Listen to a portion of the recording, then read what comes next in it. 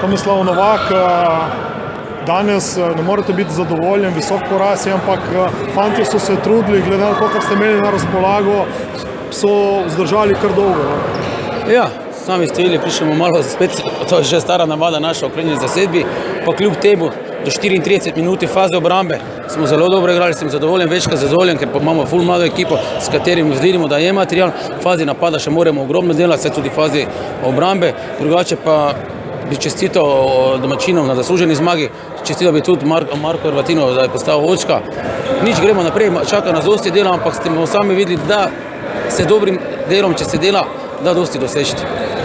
Kaj pa je, glede na število, omenili ste poškodbe, računate, da se vam v kratkem lahko kader malce poveča, če ne bo spet težko tudi na naslednjih tekmah? Imamo mlade šole, so še malo starši pritiska, ampak upam, da bodo razumeli, da je prva liga, imamo drugače 14 igralcev, res je mlada ekipa, ampak bodo mogli tu zraven hoditi na gostovanja, če hočemo nekaj več doseči.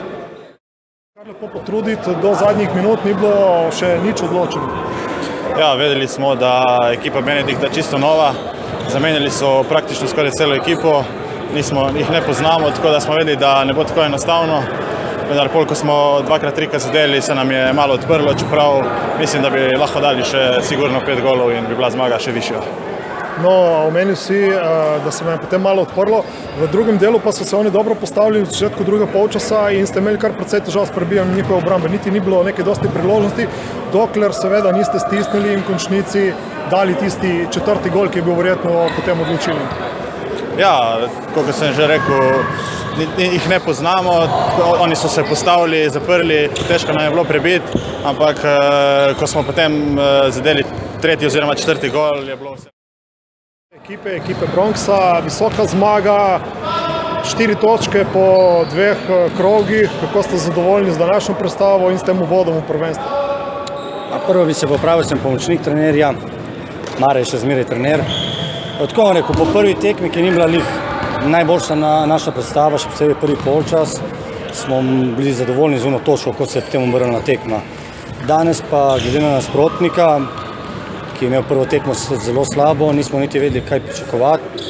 Tako da še zmeraj smo odigrali koliko toliko dobro, še posebej v napadu, kljub temu, da smo dosti zgrešili. In glavno je bilo tudi, da smo danes dali možnost mlajšim igralcem, ki so se tudi izkazali.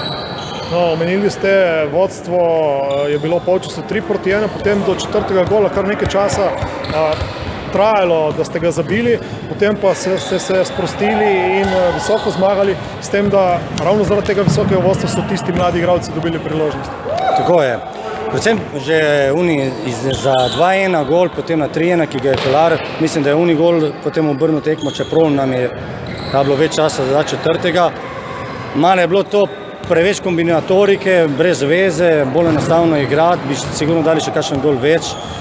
In potem moramo tudi pohvaliti pa vratarja od nasprotnikov, ki je bil res odličen danes.